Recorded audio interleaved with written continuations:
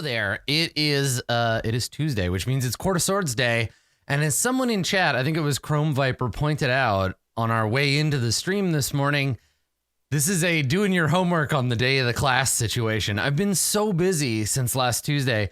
I haven't really had a chance to sit down and go over any of the homework stuff that I assigned myself at the end of the last episode of Court of Swords. So what we're going to do today is a combination of GM prep for the episode, but also kind of looking forward to the future of Court of Swords and what I expect the game to kind of become in the next little while. So if you are not caught up on Court of Swords, which I think is episode, 136 today?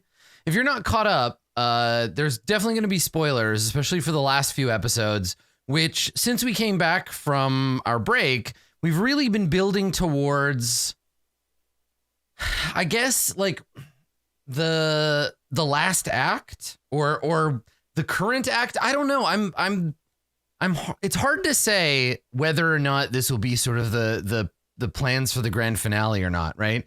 We're reaching end game because all of the characters are like 15th level now. Our illustrious champion returns. Oh, damn. Welcome home. What's up, Star Zero? Welcome back. So all the characters are reaching kind of high level. They're approaching what I've always considered the end of the game. Berg is only 10,000 experience out from level 16. We're going to see them climbing towards level 20 pretty fast.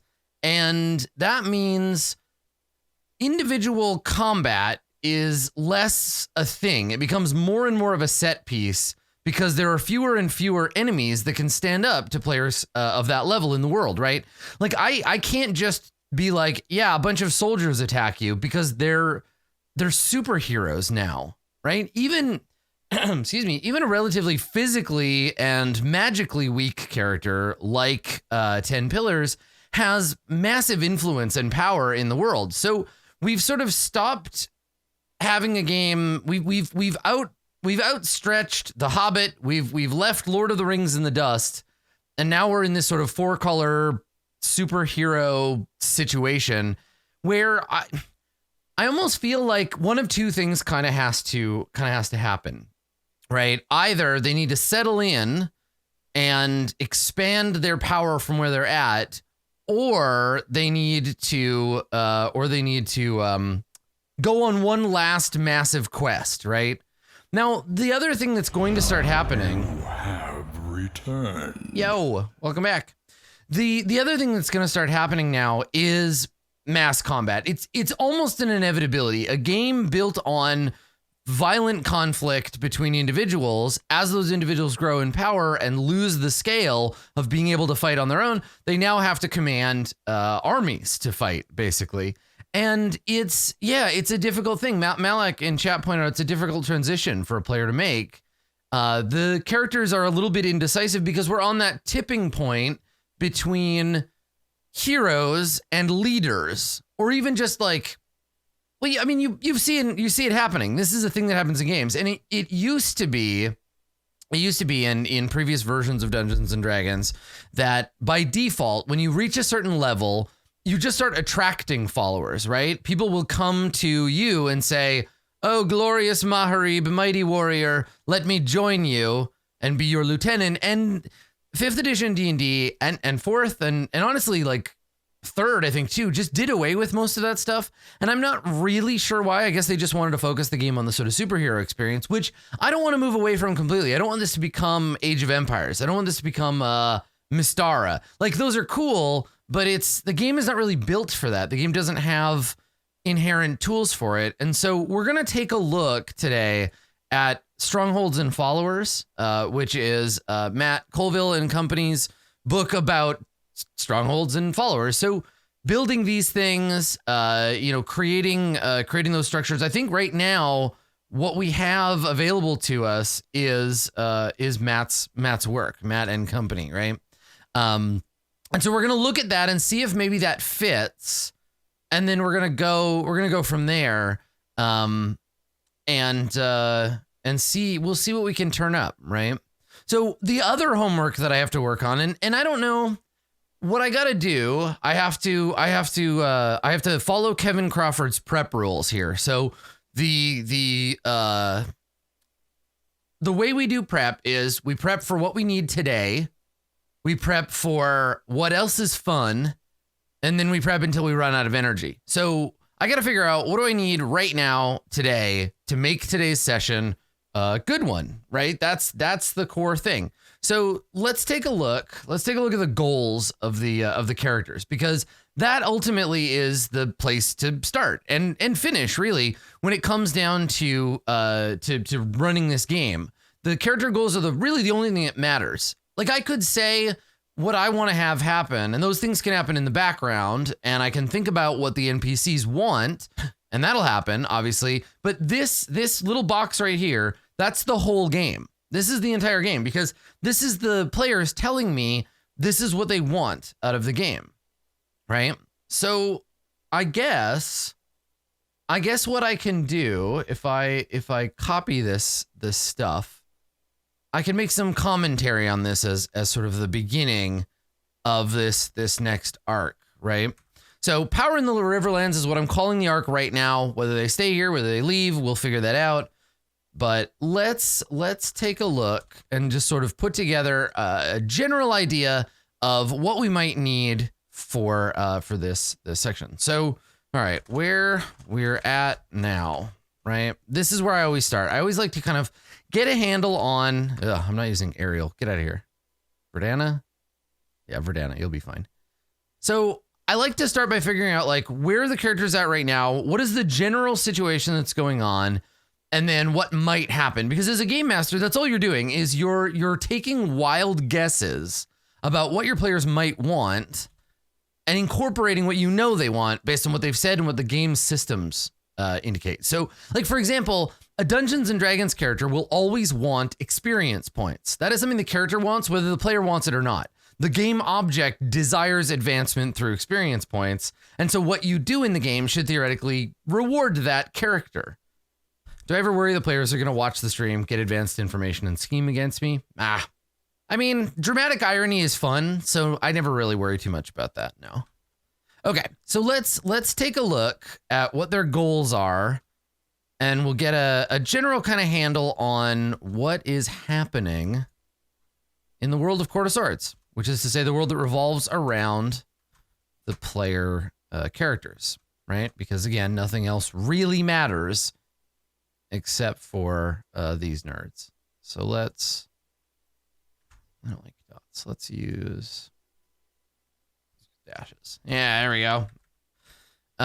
Yeah, so these are everybody's goals. We're using a modified goal system for the game, which is you get experience points based on achieving your goals. You have 3 goals each, and you get a lesser experience award if you worked on your goals and there was a role involved in the doing so. There was something you took a risk.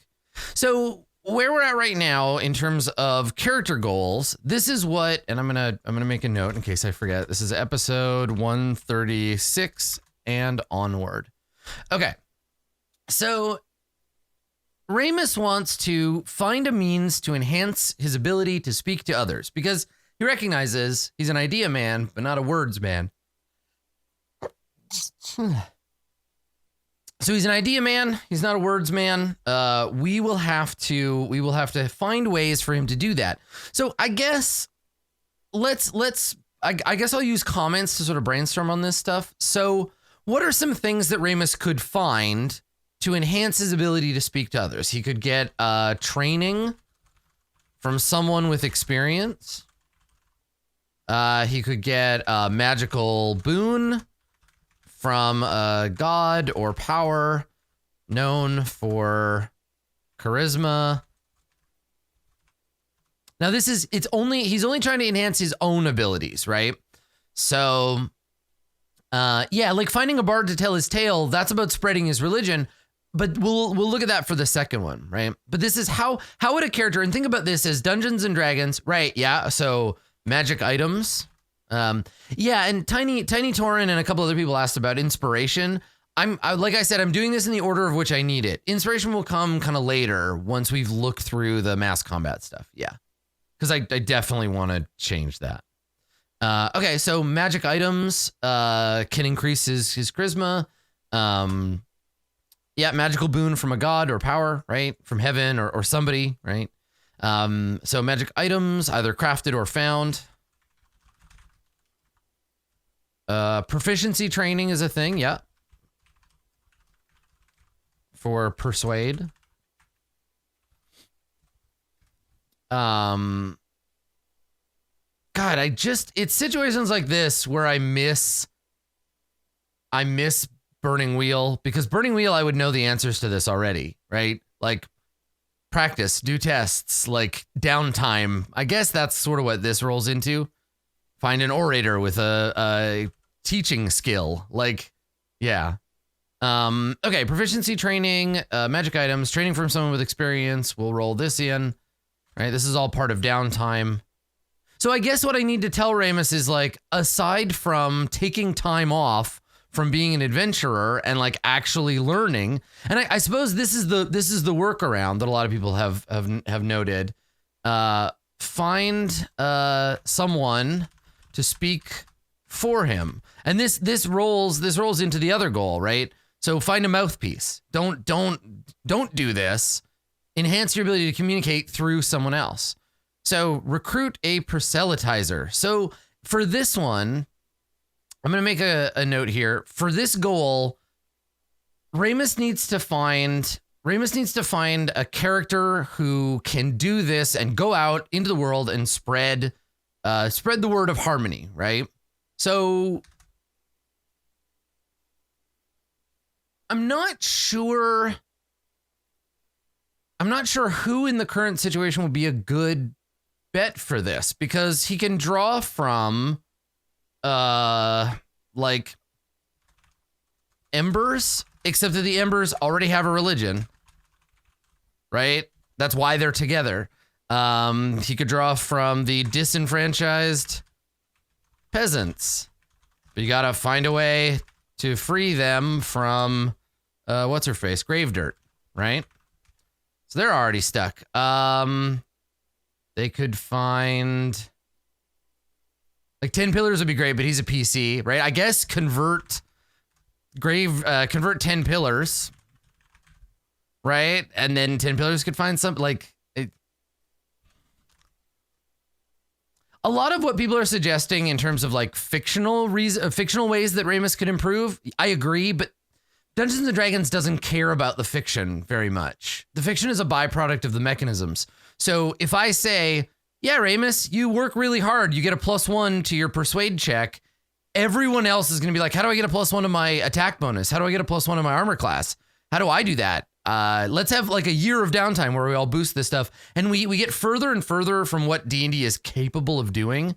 So I want mechanical means to increase the skill that I can then translate to Ramus, or to Dan through Ramus, by way of the mechanisms of the game. Okay, so anyway, convert 10 pillars, and then you could also buy a professional crier or messenger. So how is that matched in training with someone experienced versus training? These are the same. I consider these two. Training with someone with experience means proficiency training. Like, these two are kind of one unit. Yeah, that's the thing. You would need to find somebody, and then, oh, let's do that. And then proficiency training, right? Okay, all right. So the embers, buy a professional crier or messenger from civilization, right?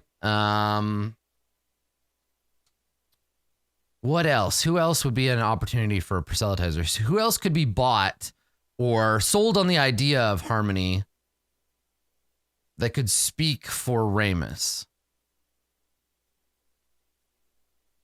It's hard because they're surrounded by, yes. See, the state draws its power from heaven, and harmony is anti-heaven. So that puts Ramus outside of pretty much all of the opportunities for legitimate. Like, he needs somebody. A proselytizer needs to be charismatic, and I guess here's another way: conquer somewhere and force it to be the state religion, right? then create missionaries.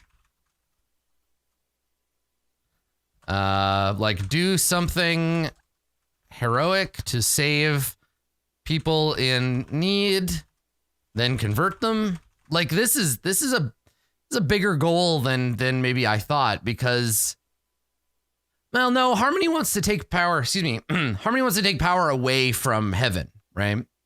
So there's no like Dan has said many times, Harmony is about like getting rid of the current system and replacing it with something else. Yeah.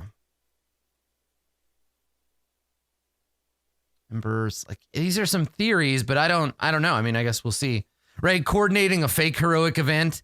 I mean, in this case, we can go do something quote unquote heroic, right? That includes causing a problem and then fixing it. So, yeah. Yeah, go all apocalypse now. Like, yeah, I don't think, and maybe today's episode is the episode where Ramus learns, like, you're not going to be able to spread harmony here. Like, Bahath is too strong a presence. You're not going to be able to, like, for example, if you're a pagan and you walk into a camp full of like Romans and they've all been converted to Christianity directly by John the Baptist, you're going to have a rough time talking over John the Baptist. But if you find people who are disenfranchised with whatever their current religion is, and you can get in there and you can twist that, I think this is going to lead to some deeper questions for Ramus about, like, how do you build a religion? L. Ron Hubbard style, right? I mentioned this before. Ramus is not going to live long enough necessarily unless he becomes immortal. Ramus is not, he's not going to live long enough to build a proper religion, but he can get a cult going. So what he's going to need is to start thinking about the future of that cult and how that's going to work. Okay, so that's enough thinking about Ramus's spreading of religion. I've got some thoughts about what he might be able or want to do, and it'll be up to him to figure it out. Convince Maharib that harmony is the future. I don't have to worry about this. This is an inter-character goal, so all I have to do is just watch them fight. So I'm good on that one. So Berg wants to explore a deeper meaning behind the vision that he had. That's relatively easy, right? He can research the axe or the hammer in the Sun's archive library, like he was originally going to before they fought those ghosts, right? He can consult with Vani, go into a trance of some kind, right? Have Ramus cast spells to help him learn about the vision. Find someone to help him relive it through magic, etc. Yeah, I figure that's it, right? Research Vani, Ramus, find somebody else, right? Yeah, relatively easy. He's got a relationship with Vani already. I figure Max will probably pick up on that if he mentions it to her. Okay, all right. Find a way to prevent future possession. So this is kind of like Ramus's find a means to enhance my abilities one. So, okay. Feats that improve wisdom save. Magic items to protect from possession. A boon from a god or spirit that defends the sanctity of the body. What are other ways that you can, and this has to be like permanent, not Ramus just keeps casting spells on me every day. It has to be something that is like permanent or semi-permanent in the sense of like a magic item, a boon, a permanent improvement. Right. Okay. A supply. Yeah, I think T-Rex, I think with somebody to help and with money and time, I'll allow training in perception, but I think it'll take a while and it'll take some ability checks. There's a whole Eliza Doolittle situation with Ramus, right? Like the rain in Spain falls mainly like that'd be a fun scene, right? To have Ramus find someone to teach him to be. So I think I'll allow it if he can do it. Okay, so a boon from a god or spirit that defends the sanctity of the body. What other ways are there? What other ways are there to keep people from possessing you? Ghost possession is a charisma save. Ooh, it might be actually. One of those. I think it's a wisdom save for ghost possession. It's pretty rare to see charisma as a thing. Yeah. Okay. Well, what other things like boon from a god or spirit, magic item that protects, feat that protects from wisdom saves? I kind of think like that's it, right? Like Vani could get a boon from ostensibly one of the aspects. Yeah, I think that's all we got. I think those are our options here. I mean, he wants something more comprehensive than a save buff. I mean, there's no way to permanently. I'm not in a position, nor do I think it's any fun to say you are permanently free from. Let's hear. We'll just put saving throws here. Okay, it's a DC 13 charisma save from a ghost. Okay. Okay. Yeah, I don't want to say you're never going to be possessed again because that's not fun, right? So yeah, okay. Cool. Yeah, and that'll be on him to try to figure out.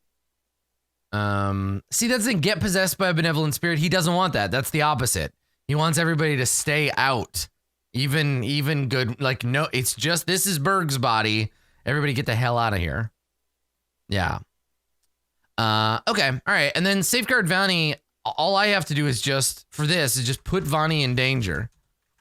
So, right now, Vani's most likely danger. And if I want to be smart, I want to include another character in this so that it puts Berg at cross purposes with them. So let's see. Disagreements with Bahath, right? Darth Vader syndrome. Because Bahath is the kind of person who would like put Vani in danger, right? Disagreements with Bahath, threats from without. So like the court, Lamara, the Red Talon Society, right? They're all potentially dangerous to Vani as a person in power.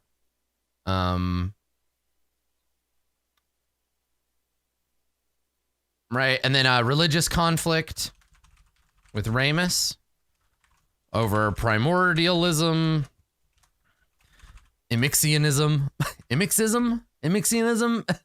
Fire Lordism, over primordialism versus harmony, because she's of an opponent of harmony, right? Like, get the fuck back, Emixianity. That's right. Yeah, because she's pro primordialism, a return to the old, and they're not into the she doesn't like harmony, or she won't. She doesn't know that much about it. Any other things we could see putting Vani in danger? If I hadn't already issued new orders, I could very easily, I could issue an order to 10 Pillars that says, you have to kill Vani, right? Like assassinate Vani.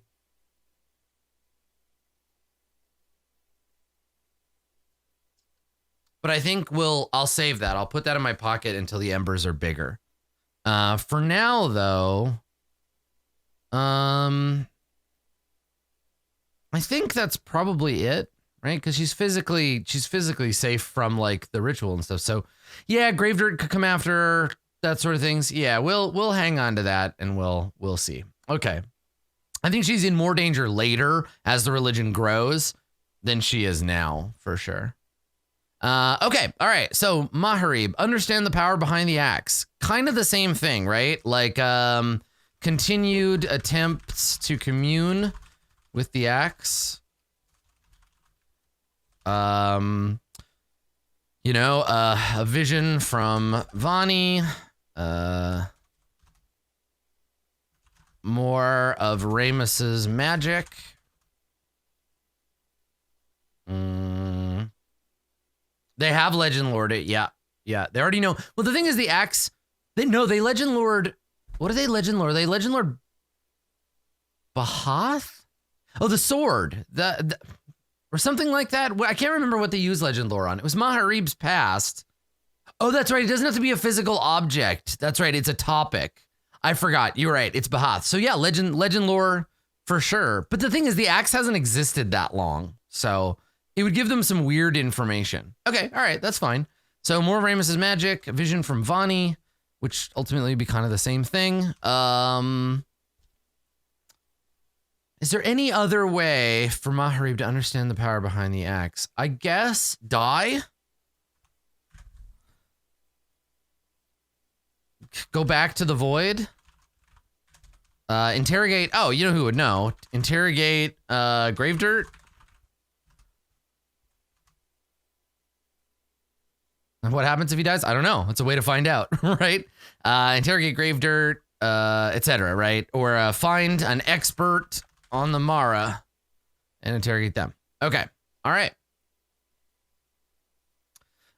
Okay, work with Bahath to understand the past. So this would be like discuss things with Bahath. Consult Vani's knowledge. Talk to Awut. Return to the tribe.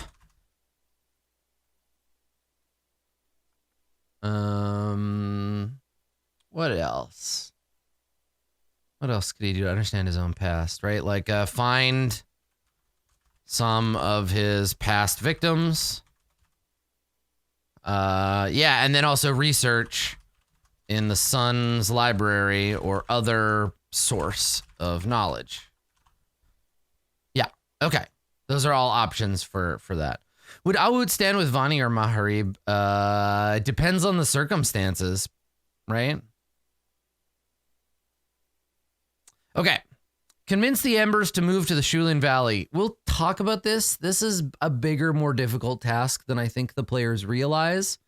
But it's part of their future plan. So we'll talk it out. So, okay. So first of all, wait for everyone to return, right? And then talk to Awut and Vani, talk to Bahath, plan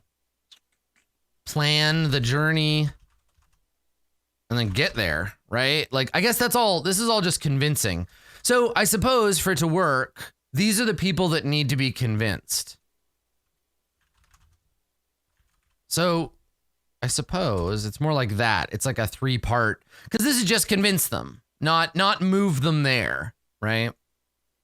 What about the old lady? She's toast. We just haven't seen it yet, but she's dead. She died. She passed her power on to Vani. She's gonna die off screen. Maybe her ghost will still be around in Vani, but she's done.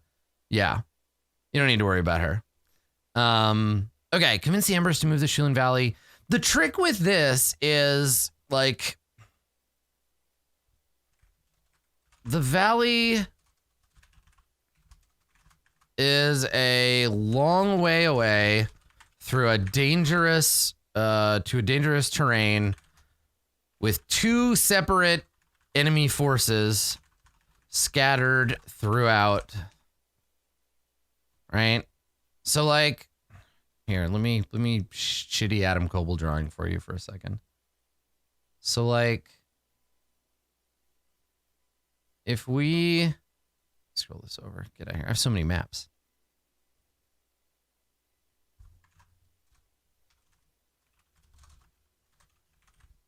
Okay, so I'm gonna draw just like a bad map for you, and you can enjoy that, or you can try and enjoy that, and we'll see what happens. Okay, all right. So if this is the world, let me do like we'll do it in blue because of, I don't know, the ocean. Okay, and then we won't do scale because I can't for the life of me do it. All right. So imagine this is kind of the like land mass.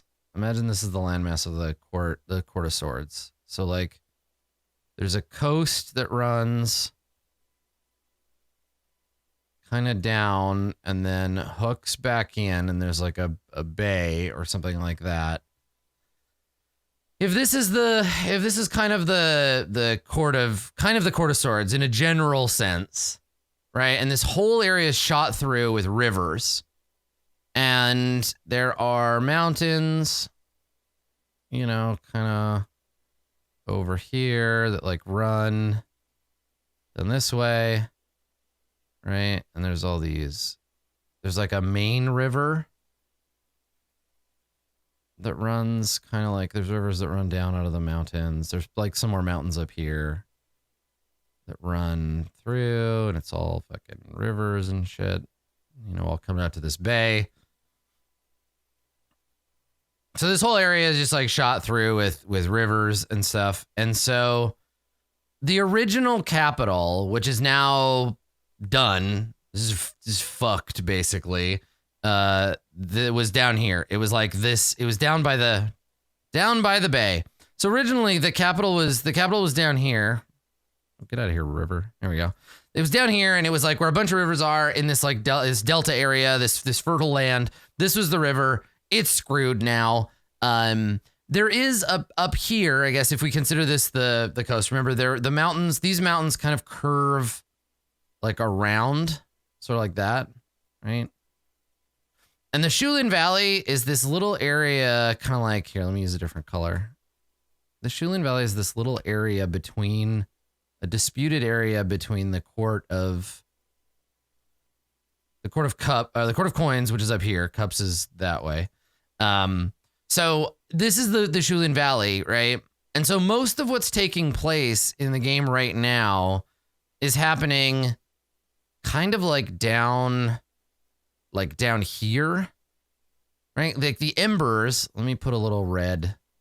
The Embers Fortress is like here, and the monastery is here, right? There's a couple of days travel between the two. And this has been the whole game kind of lately. Shulin Valley's up here. And then all this bullshit is just like intense jungle. Just massive, thick, intense jungle with villages and stuff. And the Necromancer King controls basically like this much of the country, right? All the villages, like he's had 10 years, right?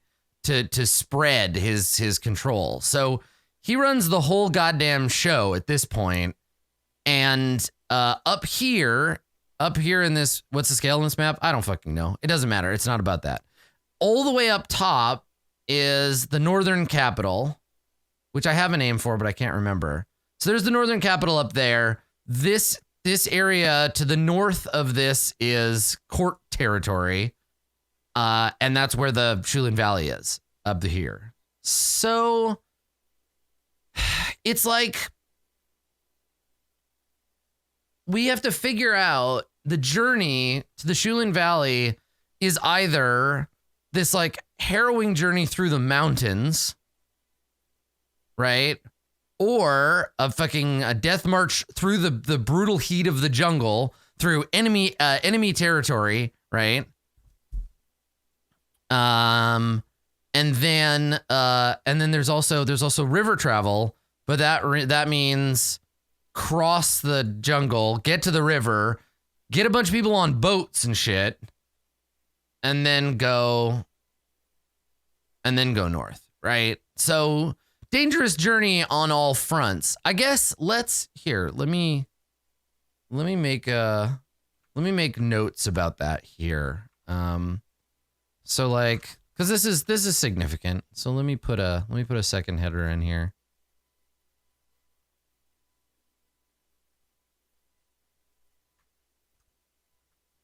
Okay, so if they decide to do this, the journey to Shulin, which sounds like an awesome kung fu movie. I would watch that. So, all right.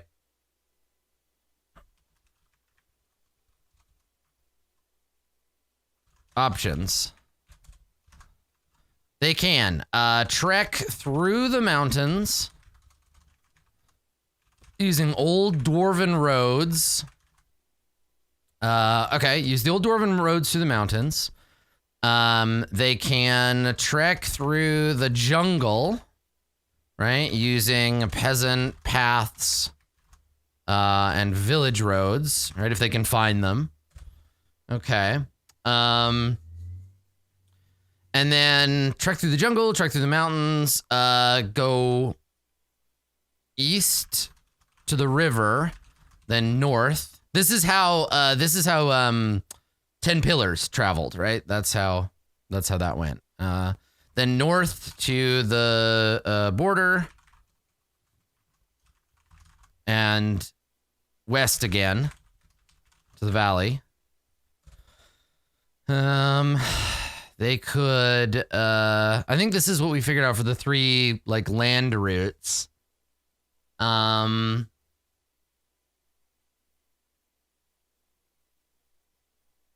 I guess let's talk about like logistics here, right? Moving, let's figure out, what do we say? There's like about 100 people. Moving about 100 followers of Imix, composed of young and old, some capable, some less so. Plus whatever recruits they bring back to the fortress. Traveling from a mountain cave to a valley in the north through heavy jungle, dangerous mountains, or enemy infested territory. I guess and. Okay. Enemy infested territory and enemy infested territory. Okay. To resettle somewhere farther from the imminent. I never know how to spell this word right. I got it. Okay. Imminent. Okay. From the imminent danger, or the imminent conflict. It's imminent. Immanent. I think they're different words. Anyway, it doesn't matter. We got it. Okay. All right. So that's what we got. These are your options. There is also like magic, which is to say, like teleportation, circle, I don't know, airship, question mark? Like,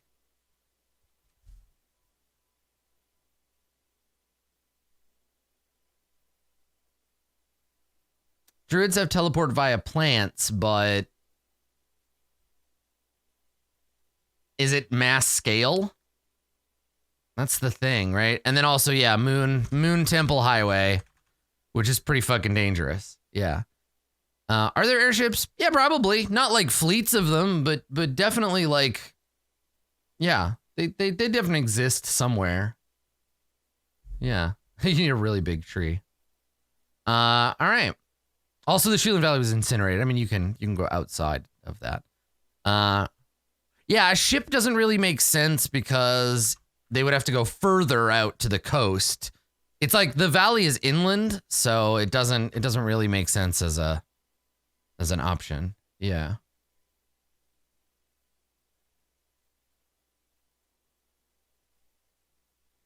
Yeah, no. It lasts for 1 round of combat. It's just not acceptable. Yes, if they travel the river, they would need boats. Yeah, and we can talk about that. Okay, I need to remember the name of the secondary capital. Let me look in my notes. Oh yeah. My map, it's beautiful, right? Okay. When did we figure the northern capital? I think it was during the first necromancer. Yeah. Here we go. Zeke's new character, the Farang. Yeah. Okay. This is when I did divine insurance for. Okay. Let me see if I can. Let's see here. I guess I can just search. Sorry, I'm searching through my notes here.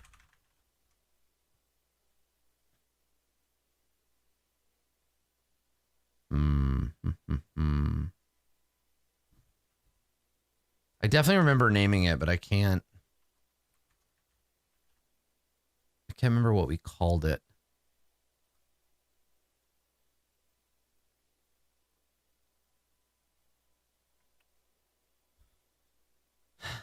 Every map is canonically drawn by Berg on his travels. Yeah. Let's see. Family's Hell is not the one. Court of the Void, maybe. Let me check my notes for the ignition.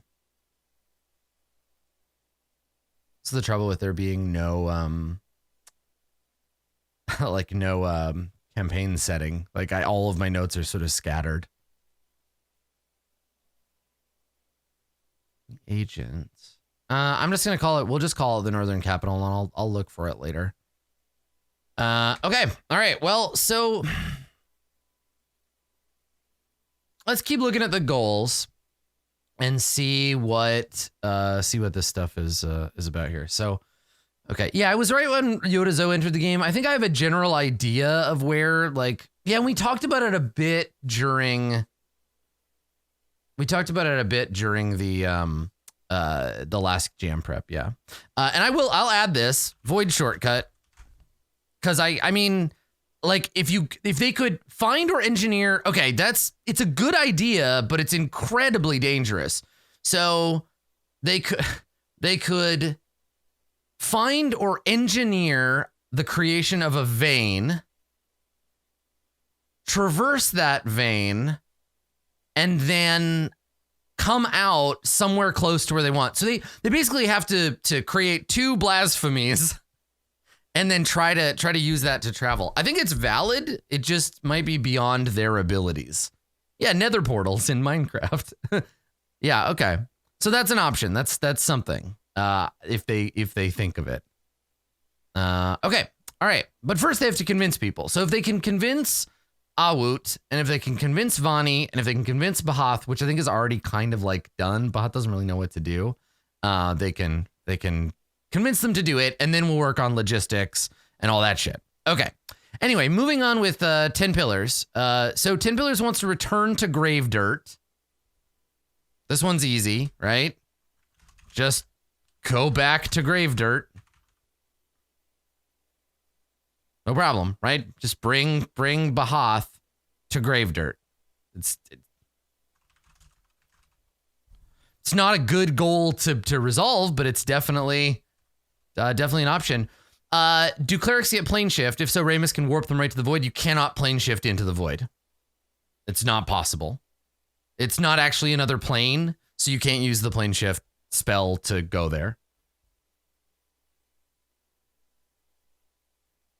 Yeah. Yeah. You may be able to banish the Mara. You can banish the Mara back to it, but you can't. Yeah.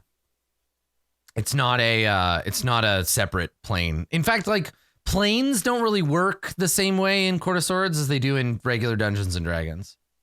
The thing about trekking through the jungle is that most of them will die. Right?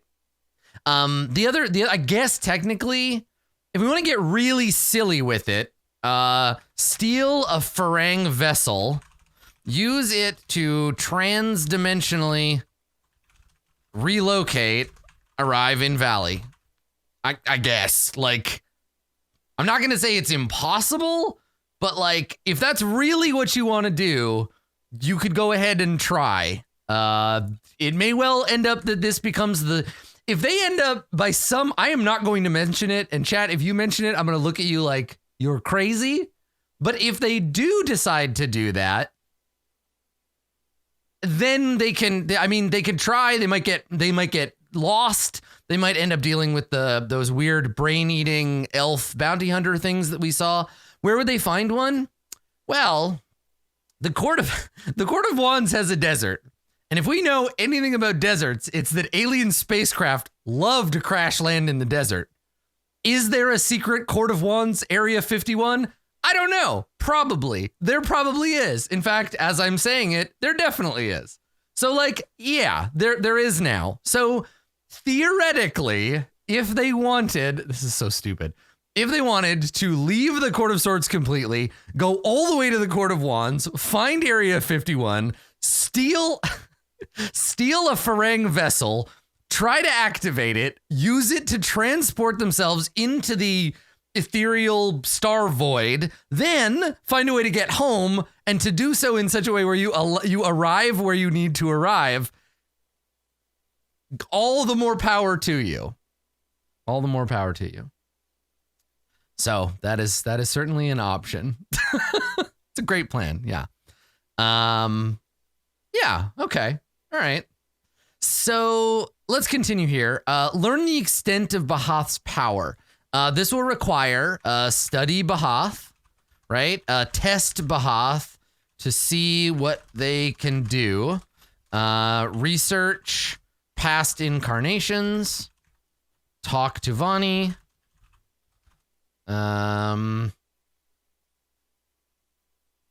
What else? What other ways can you learn? Yeah, right. Like study, test Bahath, provoke Bahath, that kind of thing. Like, yeah. And I guess ultimately, like, put Bahath in a position where they have to fight to survive, right? Watch them see what happens. Yeah, poke Bahath a little bit. Try to get him going. Okay. Keep the embers safe from grave dirt. This is easy. Threaten the embers with grave dirt. So here's something that I can do basically right away. A group. Okay, this is gonna happen. So I'm gonna make this. This will be the action. Right here. I don't even need to do this. I'm gonna do a separate. This is something I can challenge as a side thing. A group. Let's say someone from a group of embers. Let's give this person a name.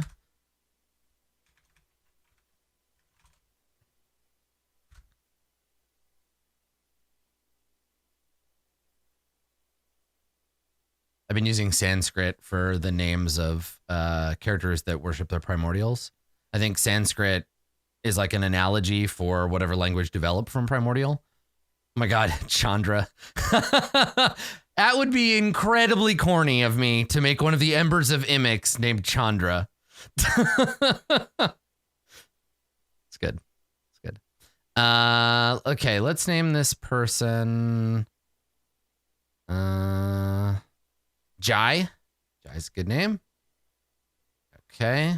A young warrior named Jai returns early to the fortress,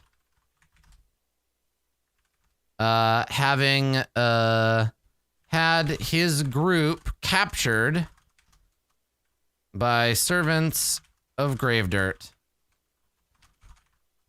They're in the camp now. Easy enough, right? Jai comes back and is like, yo, we tried to get out there and to like recruit people, but we were ambushed, and the rest of my warriors, the rest of my proselytizers, they were captured. They're in Gravedirt's camp now. What are we gonna do? Right? This offers some opportunities there. So, easy. Yeah. So let's just have that happen. I'll have that happen sometime today during the episode. Okay.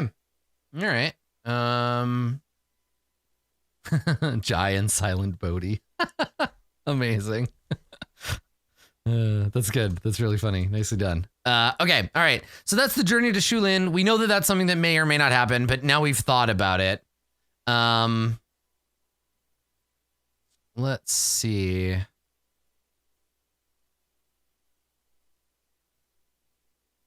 a sidekick that doesn't talk. That's pretty cute.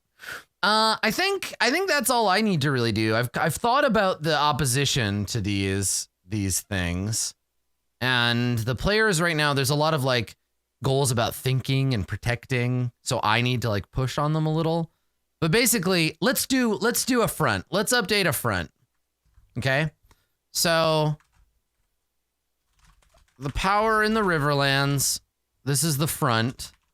If the PCs do nothing, right? If the player characters fuck off and don't do anything anymore, this is what will happen.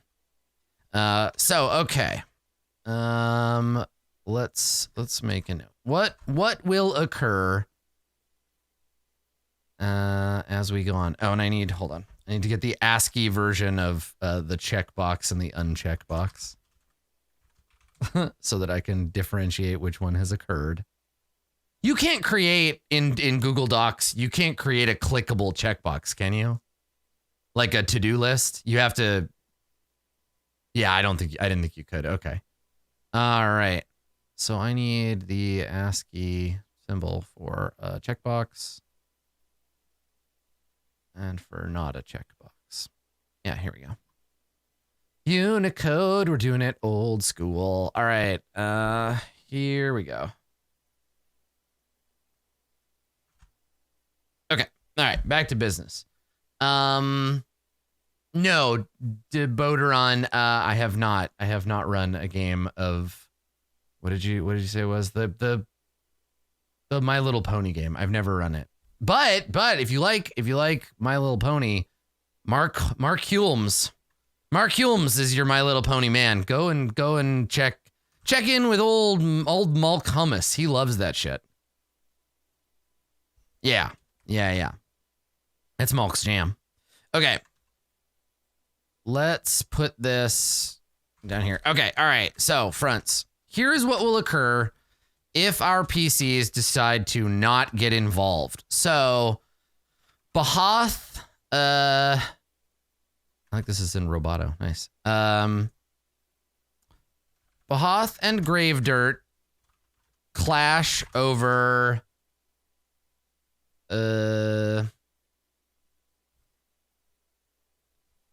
territory. Skirmish over territory. And then Gravedirt discovers Bahath's, discovers the embers.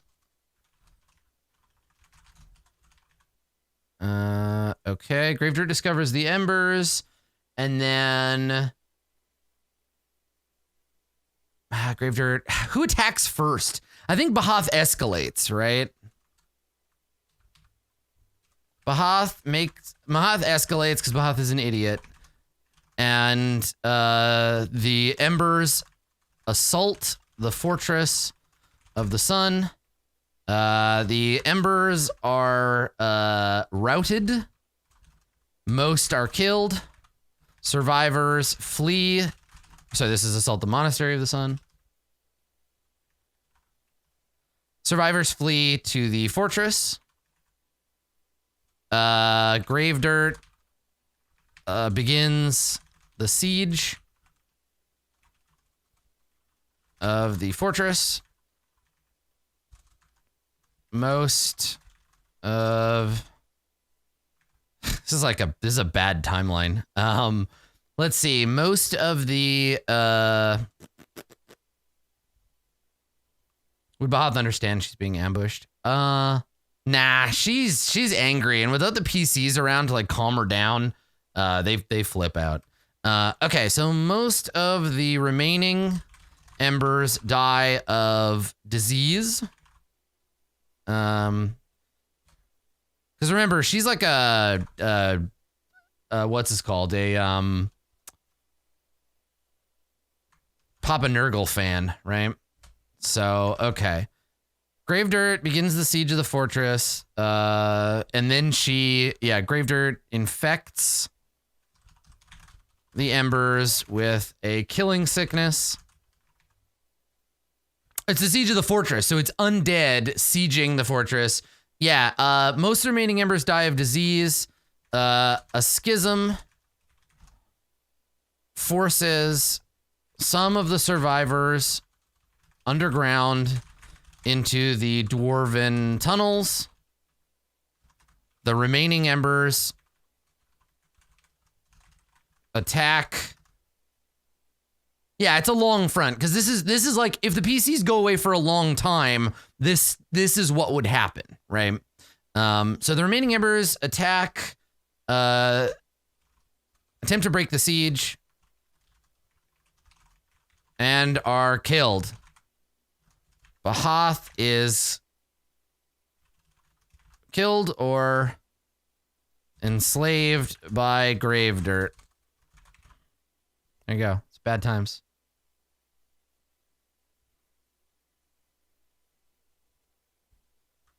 Okay. So this is what will happen if the PCs leave. If they just abandon them for any length of time, wouldn't Bahath blow the place up? No, Bahath is not a suicide bomber, right? Bahath is not a like. So they have to deal with grave dirt because eventually the problem is Bahath represents kind of thoughtless action, violence. Here, I'll lay out the kind of the themes for the two, right? Themes of power. So Bahath represents heedless aggression, pure power, thoughtlessness, passion, and yeah, Bahath is consumption, right? Bahath is conflagration, right? Thoughtless, passion, and destruction. Whereas grave dirt, Lamara, represent inevitability, right? They represent patience and plotting. More than anything, it's this inevitability, though. Like, everything dies. Entropy, sort of. Not really, though. Entropy is natural. Their destruction is unnatural, right? So upheaval of what is normal. Corruption, right?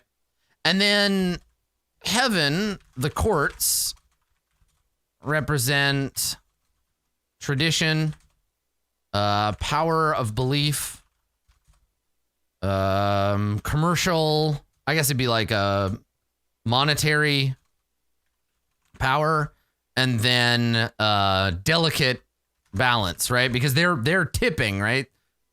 Yeah. The thing is, heaven could regain control, but it's losing that right now. Okay, so this is kind of like these are the three power structures that are at play right now, and harmony is the little dot in the middle, trying to get them all to align, which is very, very difficult, right? Okay, so this is the front. If the players leave the area for an extended period of time, this is what will occur.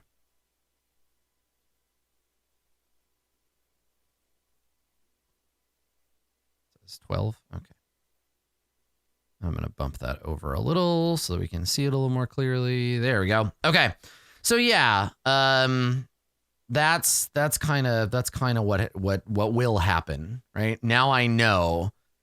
How extended is this? I figure this happens right away. As soon as the players leave Bahath alone, like if for example, if the players don't address this, Bahath will be like, how dare they? As soon as everyone's back, we're going to kill those nerds. We're going down to that temple and we're going to go blast them with fire. How dare they do this to us, right? So the players have to hold Bahath's chains so that Bahath doesn't run off and go do this. So that'll happen right away, which means that Gravedirt will discover the fortress within a few days. Bahath escalates and they do their assault within a couple of weeks, which immediately means they fail. These two are tied together. Then Gravedirt, another week later, begins the siege. The siege probably takes months, right, to get through, for everybody to like die off slowly.